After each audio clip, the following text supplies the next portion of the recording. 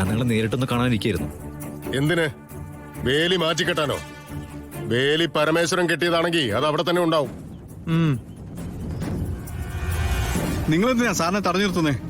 നിന്റെ സാറെന്താടാ മഹാരാജാവോ? പരമേശ്വരൻ കെട്ടിയ വേലി പൊളിച്ചിട്ട് നീയൊക്കെ അവിടെ എന്തെങ്കിലും കെട്ടിപ്പൊക്കോ? മിസ്റ്റർ പരമേശ്വരൻ, അടുത്തടുത്ത് കിടക്കുന്ന പ്രോപ്പർട്ടികളാണ് നമ്മളുടെ രണ്ടുപേരുടെ. നമുക്ക് രണ്ടുപേർക്കും അതിന് ആധാരമുണ്ട്.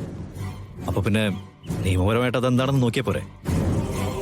അയ്യോ, പരമേശ്വർ സാറിന് നിയമം പഠിപ്പിക്കാൻ നീ ആയോടാ കുഞ്ഞെ? നിനക്കേ പരമേശ്വർ സാറിനെ ശരിക്കും അറിയില്ല. ഇപ്പൊ വേലി നിന്റെ പ്രോപ്പർട്ടിയിൽ കയറ്റി കെട്ടിയിട്ടല്ലേ ഉള്ളൂ. ഇനി നിനക്ക് അങ്ങനെ ഒരു പ്രോപ്പർട്ടി അവിടെ ഇല്ലെന്ന് പരമേശ്വര സാറ് പറഞ്ഞ പിന്നെ ഇല്ലാന്ന് തന്നെ അർത്ഥം. എന്താ നിങ്ങൾ ഇങ്ങനെയൊക്കെ പറയുന്നത്? ഞാൻ എന്തിനാ നിന്നെ കാണാൻ വന്നതെന്നറിയോ? ചിലപ്പോ നീ 4 പണിക്കാരെയും കൊണ്ടുവന്ന് പകലോ രാത്രിയോ ആ വേലി പൊളിക്കാനുള്ള ശ്രമം നടത്തും. അങ്ങനെ സംഭവിച്ച അതേ രാത്രി പരമേശ്വരൻ നിന്റെ വീടിനകത്ത് കയറി സകലതിനെ വെട്ടി നുറുക്കും. അത്തരം ഭീഷണികളൊന്നും വേണ്ട സാർ. ഞാൻ ഈ ബിസിനസ് ചെയ്യാൻ തുടങ്ങിയിട്ട് കാലം കുറച്ചായി. പ്രതികരിക്കേണ്ട രീതി എന്താണെന്ന് എനിക്ക് നന്നായിട്ട് അറിയാം. നീ ആരാണ് ഇതൊക്കെ പറയാൻ?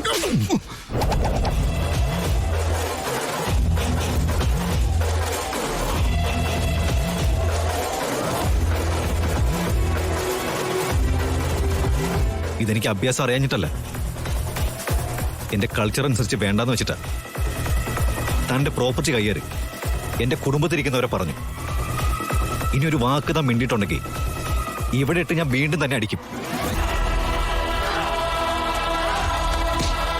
ഈ കള്ളും കുടിച്ച് കൂട്ടുകാരുമായി ഇറങ്ങിയിട്ട് ഭീഷണിപ്പെടുത്തുന്ന പഴയ ജന്മിമാരുടെ ഏർപ്പാടുണ്ടല്ലോ, അതങ്ങ് മടക്കി പോക്കറ്റ് വെച്ചാൽ മതി. ഇത് നവീന, കളരിക്കൽ നവീൻ ഗോപാൽ വർമ്മ.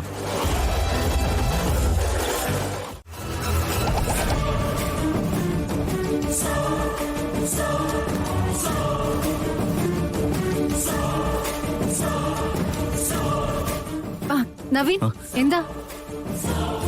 സാധാരണ ഈ വീട് മുഴുവൻ നോക്കിക്കാണുന്ന ഇടപാട് സ്ത്രീകൾക്കുള്ളതാ. ഇവിടുത്തെ കിച്ചണിനെ കുറിച്ച് അമ്മ പറഞ്ഞായിരുന്നു. ഞാനത് കാര്യമാക്കിയിട്ടുണ്ടായിരുന്നില്ല.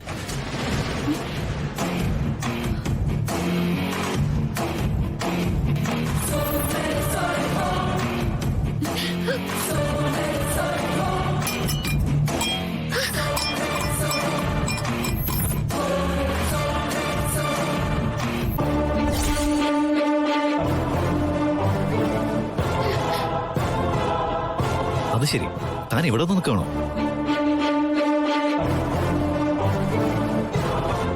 വാടോ ഇങ്ങോട്ട്. ഇങ്ങോട്ട് വാടോ. അയ്യോ,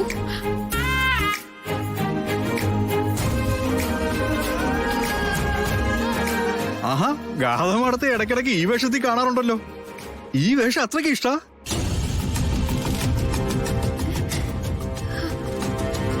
എടോ, തന്റെ ഈ വേഷം കൊള്ളാട്ടോ. ഈ വേഷത്തിൽ തന്നെ കാണുമ്പോ സിത്താര മേഡത്തിന്റെ മകളാണെന്ന് പറയേയില്ല. ഏതോ ഗ്രാമത്തിൽ ഒതുങ്ങിക്കൂടി കഴിയുന്ന ഒരു പാവം പെൺകുട്ടിയെ പോലെ. യെസ് യെസ്, ഇതുപോലെ ചിലപ്പോഴൊക്കെ ഗാഥ ഡ്രസ് ചെയ്യാറുണ്ട്. Anyway, it's nice.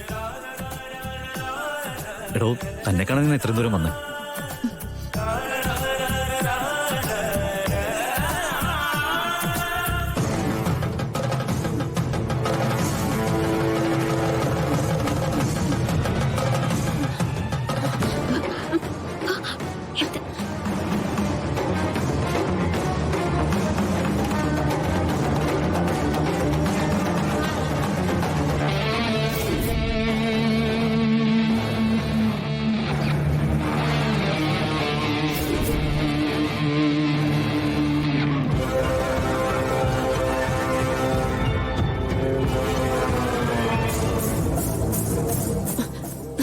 മോളിലേക്ക് പോ, പറയുന്ന കേക്ക്.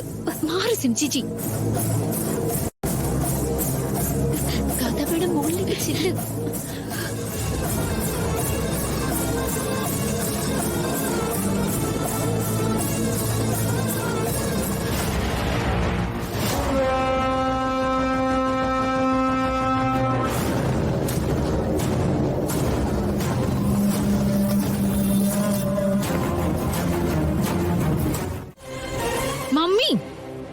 എന്തീ കാണിച്ചേ?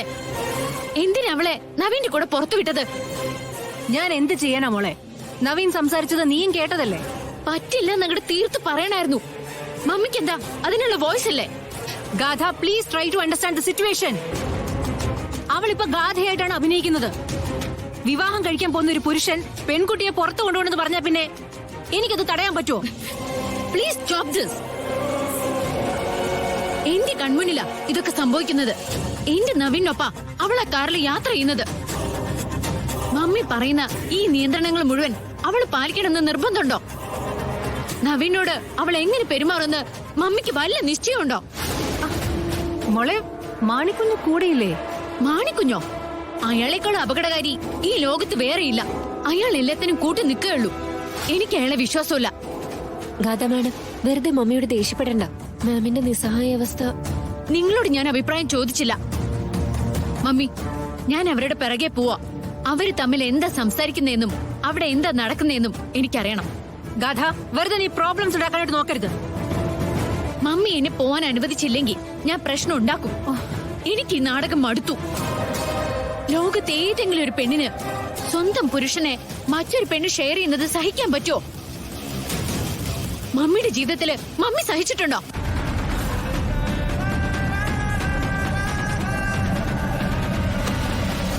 എനിക്ക് പോണം. സിനി, മോളുടെ കൂടെ ചെല്ല്. ഞാൻ തനിച്ചു പോയിക്കോളാം. പോകുന്നെങ്കിൽ സിനിയുടെ കൂടെ, അല്ലാതെയുള്ള നിർബന്ധങ്ങളൊന്നും വേണ്ട. സിനി, ഒരു കാരണവശാലും ഗാഥയെ നവീൻ കാണരുത്. നിന്നെ വിശ്വസിച്ച് ഞാൻ പറഞ്ഞയക്കുന്നത്. മനസ്സിലായോ? ശരി മാം.